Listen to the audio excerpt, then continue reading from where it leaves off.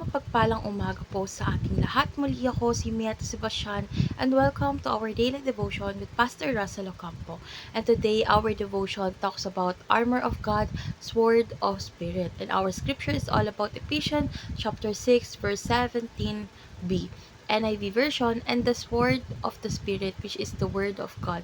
ASND version, at ang tabak ng kalooban ng espiritu na walang iba kundi ang salita ng Diyos. So, tungkol saan nga ba tong verse na ito? So, ang verse na ito is tumutukoy siya sa sword of spirit o isang mahalagang bahagi ng armor of God. Dito, pinapakita na ang salita ng Diyos ay tulad ng isang espada na ginagamit upang labanan ng mga espiritual na kaaway.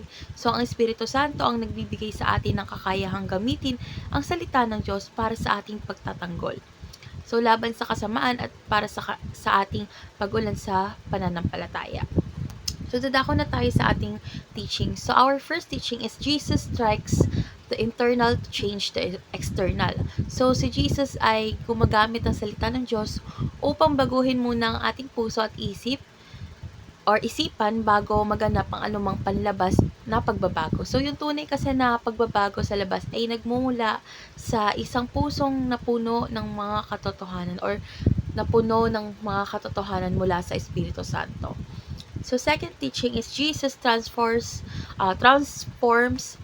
the the world through the word. So, ang mundo ay binabago ni Jesus sa pamamagitan ng kanyang salita at ang kapangyarihan ng kanyang mga salita ay nagdadala ng liwanag at kalooban sa isang buong mundo na puno ng kadiliman, kasinungalingan at kasalanan. So, last teaching is Jesus uses the sword of the Spirit to defeat the evil spirit. So, si Jesus mismo ay gumagamit ng salita ng Diyos bilang sandata laban sa mga tukso ni Satanas. So, ang mga salita ng Diyos ay nagiging isang malalim na espada na pumupuksa o tumatalo sa mga kasinungalingan ng kaaway at nagpapalaya sa atin mula sa kanyang mga bitag. So, dadako na tayo sa ating application. So, our first application is trust the word to change the world.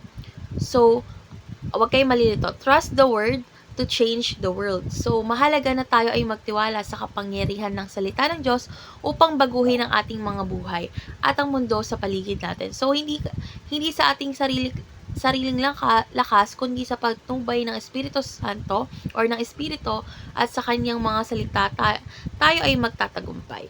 So, second is find your role in God's goal. So, ang bawat isa sa atin ay may tungkulin sa layunin ng Diyos sa pagpapalaganap ng kanyang kaharian. So, kailangan natin kilalanin ang ating bahagi sa espiritual na digmaan at gamitin ang salita ng Diyos upang maganap ito.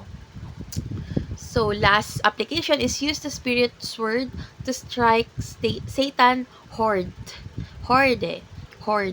So, sa ating laban kay Satanas, ang espada ng Espiritu na walang iba kundi ang salita ng Diyos ay ating pangunahing sandata sa pamamagitan ng salita ng Diyos. So, kaya nating labanan ang mga tukso at kasinungalingan ng kaaway at manatiling matatag sa ating pananampalataya.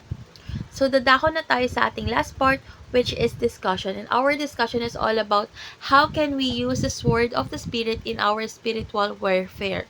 So, para sa akin, upang gamitin ang espada ng Espiritu sa ating spiritual na pakikidigma, kailangan nating una ay magkaroon ng malalim na kaalaman sa salita ng Diyos. Kasi dito, or dapat itong maging bahagi ng ating pang-araw-araw na buhay, basahin, aralin, at pagnilayan upang maging handa tayo sa anumang espiritual na laban. Kasi kapag tayo ay tinutukso ni Satanas o hinaharap natin ang mga pagsubok sa buhay, ang mga talata mula sa Biblia or mga verses sa Bible ay nagsisilbing ating sandata upang labanan ang kanyang mga kasinungalingan. So, ang Espiritu Santo ang nagbibigay ng lakas sa atin upang gamitin ang salita ng Diyos sa tamang oras at tamang paraan. Kaya mahalaga ang patuloy na pakikinig at pagsunod sa Kanya.